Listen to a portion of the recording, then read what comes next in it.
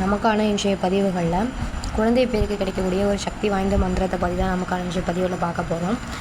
இந்த மந்திரம் நம்ம ஒரு பால் வைத்து நம்ம நைவேத்தியம் பண்ணி இந்த மந்திரத்தை 32 முறை நம்ம சொல்லிட்டு வந்தோம் அப்படின்னா, அதுக்கப்புறம் இந்த பாலை நம்ம குடிச்சிட்டு வரும்போது அந்த கரு கலையாமல் நமக்கு ஒரு ஆண் குழந்தையாக கிடைக்கக்கூடிய வாய்ப்பு இந்த மந்திரத்தில் இருக்குது. அது மட்டும் இல்லாமல் இந்த மந்திரத்தை நம்ம சொல்லிட்டு வரும்போது அந்த கரு கலையாமல் ஒரு சக்தி நம்ம அம்மன் அருள்வார் அப்படின்னு சொல்கிறாங்க. அந்த மந்திரம் இப்போ உங்களுக்காக ஸ்க்ரீனில் தெரியும் பாருங்கள்.